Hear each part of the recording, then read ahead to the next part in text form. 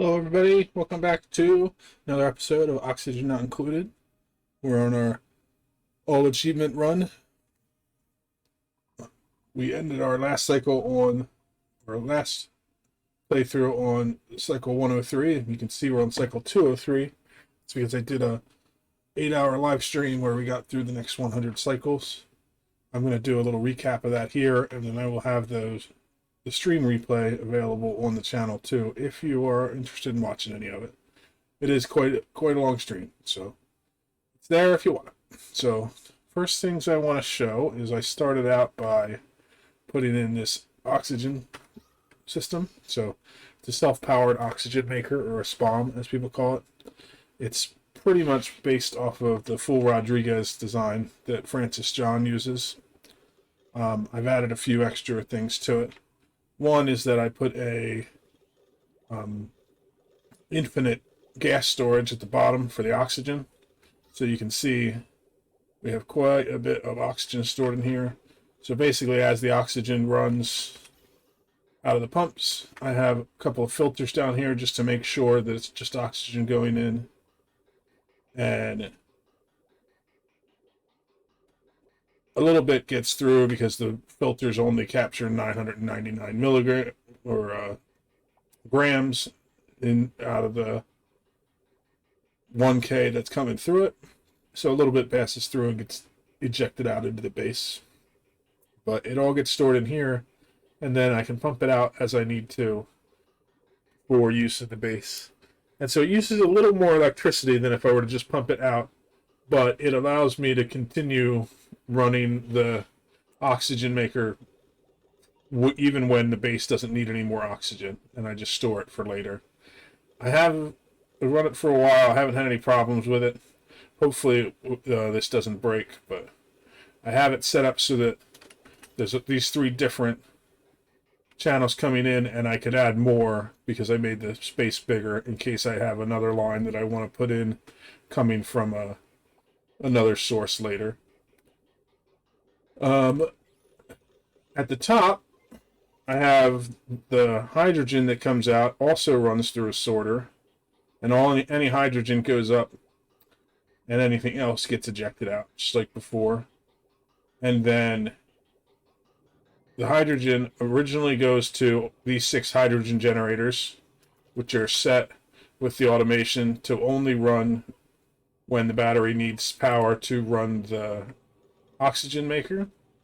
And then any excess is pumped out into another infinite gas storage that empties out into around the power generators.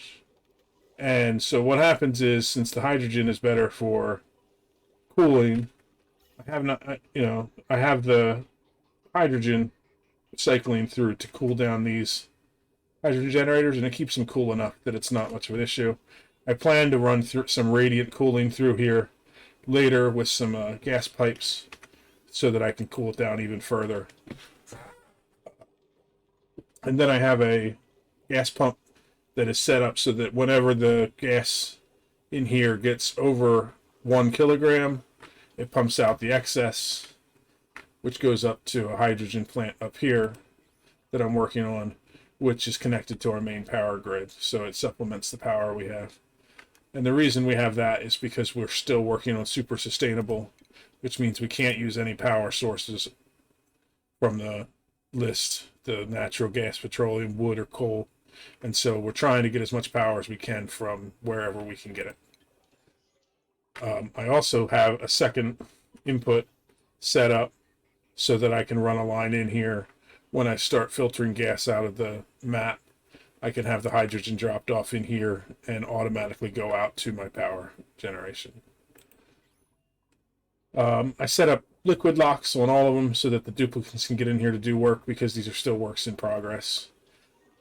In fact, I want to sweep out some of this stuff that I was still working on.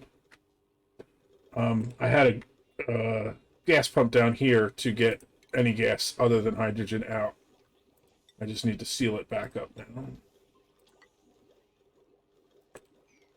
So that's that's that. We'll have to get a bottle emptier to get this gas emptied out then. So then that's the oxygen machine, and then you saw the power grid that I started to set up here. I still have the power grid itself inside the base, which will get changed later. But I also sealed the base off and set up an exosuit system.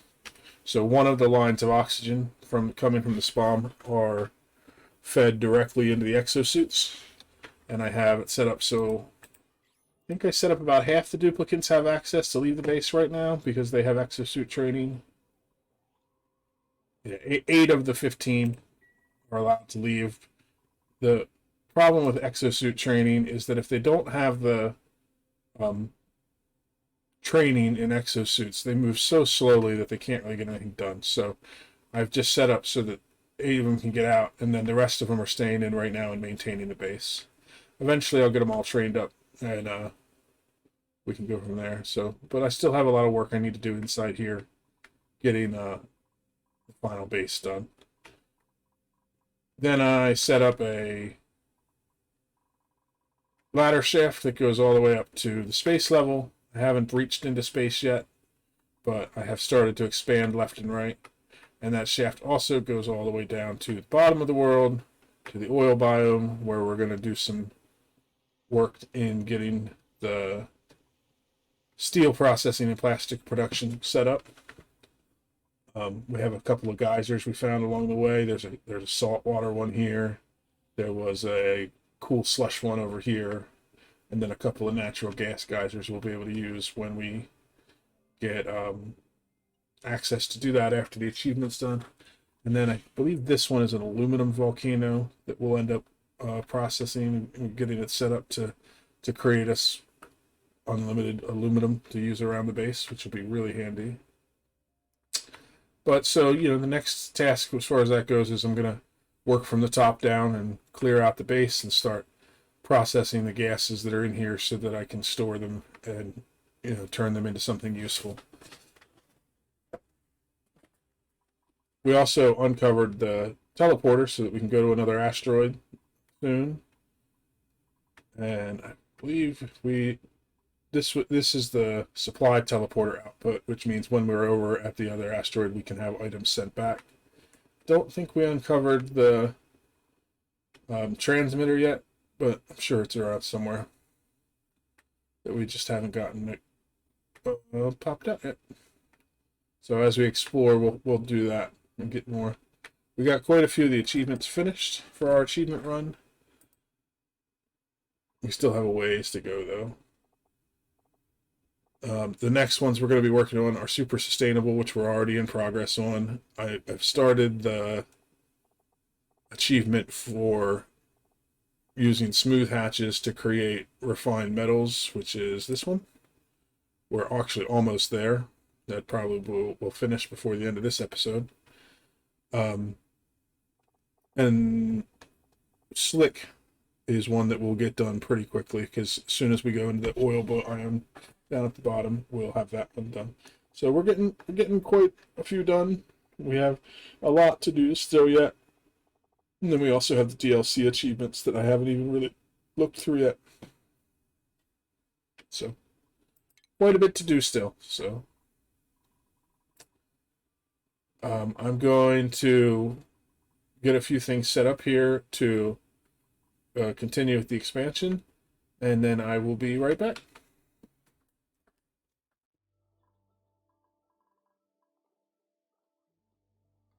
After we finished the locavore achievement, to help supplement the food source, we had put in a mealwood farm, and we had started to get problems with the temperature because mealwood can only go up to 30 degrees, and we were starting to peak over that a little bit. So what I had set up at the end of the stream was the water that was coming out to go to our oxygen system. I diverted it so that it went through some radiant pipes through the area where the farm was. And the idea is that it comes through at 28 degrees. And when it leaves, it picks up some of that heat from in here and takes it with it. when the electrolyzers take the water and turn it into oxygen and hydrogen, as long as it is under the maximum amount, or the minimum amount, which I think is 70 degrees, it will pump out oxygen and hydrogen that are the same no matter what. So pumping in water that is 26 degrees versus pumping in water that is 60 degrees doesn't make a difference. So it's a way to delete some of the heat from the map. Really, really small amounts, just to before you get the actual cooling systems set up. I did run out of radiant pipes because I'm still running low on refined metal, so I need to finish the rest of it so that we can increase that a little bit. But it was enough to get the temperatures down here to under the 30-degree mark so that the crops would keep growing.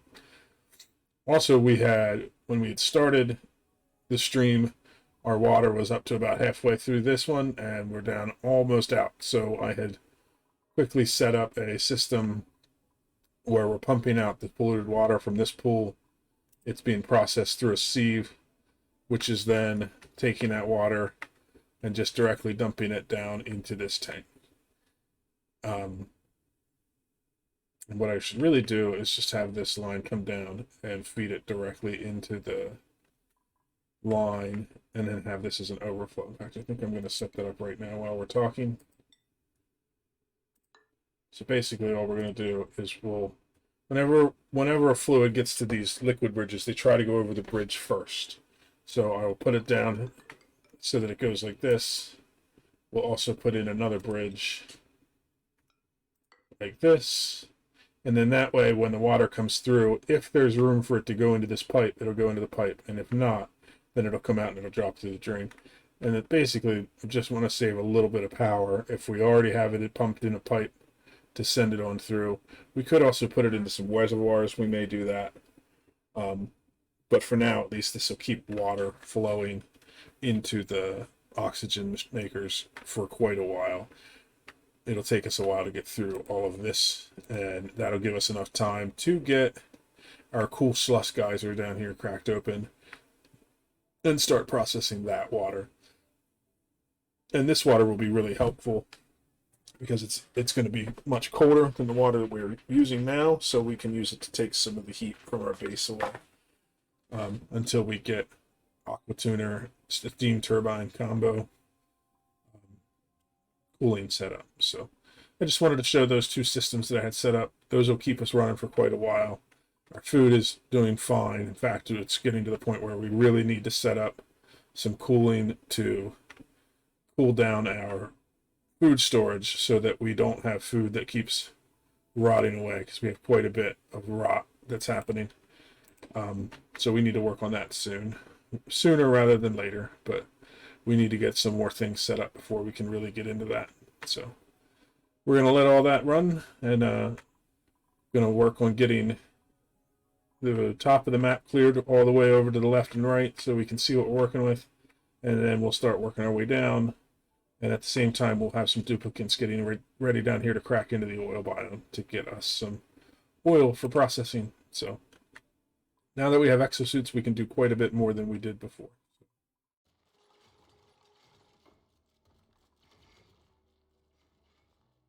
Continuing to work on our expansion up here at the top of the world. I want to just get explored all the way over to the edges so I can see what we're working with, and start clearing out everything up here.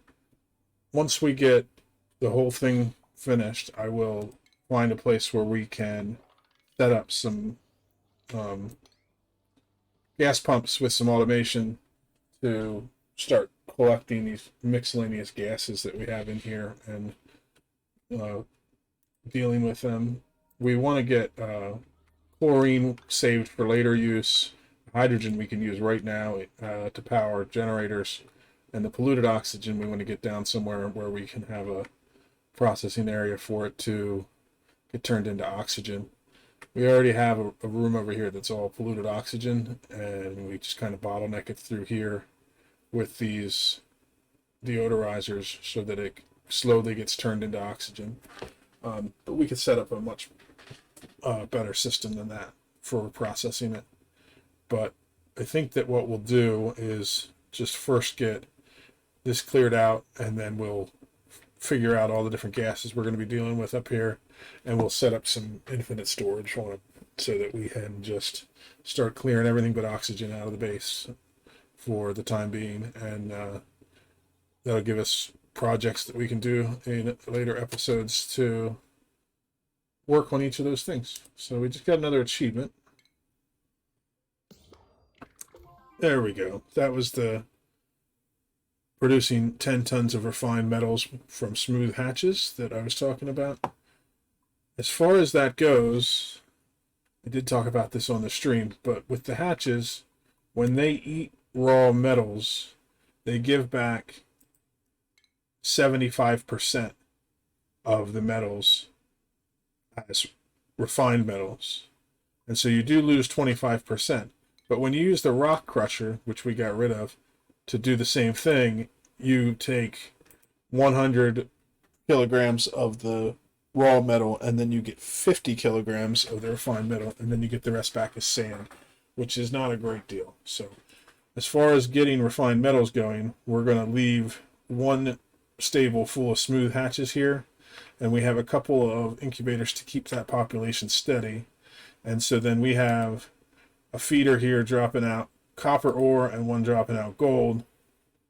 Oh, actually, no, this is supposed to be gold. Change it. Oh, it is gold. Why does it still have...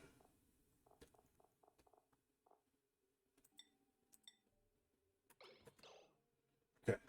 Sometimes it does that where if you don't clear it out properly, it keeps the old stuff in it. So we're going to put gold in there. So now, depending on which one they feed from, we'll get copper or we'll get gold without doing any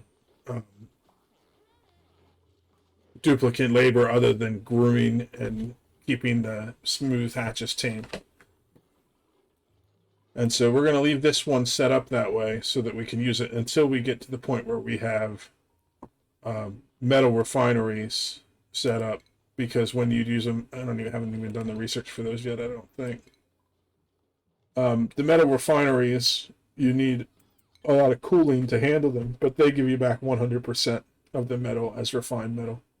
So eventually we will get into that, but this is a good way for us to keep our refined metal going in the interim. And we need a lot of refined metal for projects we're working on. So. Let's see what we're doing on this side. This side I went down another level because I didn't want to dig into the regolith yet and expose the top of the map. I want to stay below the top abyssalite level. So I'm actually going to go down one more level and do the same thing.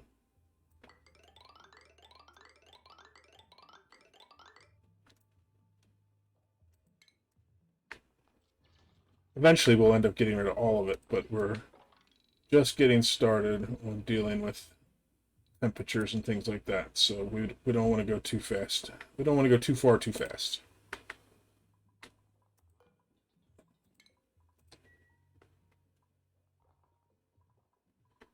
Okay, so this side we're almost over to the edge of the map. Edge of the map is right here. And so the way gases work in Oxygen Not Included is that certain gases are lighter than others. Oxygen and polluted oxygen are the same, so that when you have them mixed together, they will just intermingle. But hydrogen will always work its way to the top. You can see it's slowly filling up all the spaces at the top. And then other gases like chlorine and carbon dioxide and natural gas are all heavier gases, and you can see here that chlorine is obviously heavier than natural gas, but if you just put all those gases in a room, they will slowly separate themselves. But so for the one up here at the top, mostly what we're going to be dealing with is hydrogen, polluted oxygen, and regular oxygen. And so what we'll end up setting up is we'll put a gas pump with automation that says if it detects that there is oxygen present near it, and that oxygen persists for a certain amount of time, to shut that gas pump off, and then it'll wait for more gas to build up. And so what we want to do is create a area where one spot is higher than the rest so that the gas will slowly work its way over there. And you can see we have lots of little cracks and crevices in here, so we need to figure out the best way to handle getting that nice and even at the top. And it's going to mean going into the regolith level from the asteroids, but getting the area visible so we can come up with a plan is the first step. I think from the way it looks, this side is much higher than the other one, so I can make a line that is nice and flat and level across here and put a insulated ceiling across the top, and then we can kind of cut this off at a curve and do another insulated wall down here for now, and just use the abyssalite level layer to do it. And then the gases will build up here, and then they'll work their way over to the side and make it right into our gas pumps. It's going to be over here on this side. It's always kind of a test, though, just to see where stuff gets caught. I know in the past it used to be that the lighter gases worked their way up and moved to the right, or maybe it was to the left. I don't remember. They always moved to one side, and then the heavier gases moved to the bottom and went to the other side, so you could do it in the corners. But I think what I'll probably end up doing is putting one on each side, so the gases will slowly work their way towards the pumps. And frankly, we have a sealed base where everybody leaves in atmo suits, so we could even collect all the oxygen, which we probably will do, to drop it off into the storage. But we just want to make sure we're careful that if we do that and we run a vacuum in the base or in the outside of the base, we put some gas in whenever we build something, because without any gas, there's no way heat can transfer and things will overheat very quickly. I realized that we had reached the time limit for this episode. We're pushing on 23 minutes already, so I just wanted to show off one quick last project I threw together before we move on to the next one. I got a poke shell spawn out of the printing pod, and so I wrangled it up and I put it in this room. I'm not sure if the grooming station will allow me to tame them or not, so I'm just experimenting with that. But what I have is a storage bin full of sand outside the door.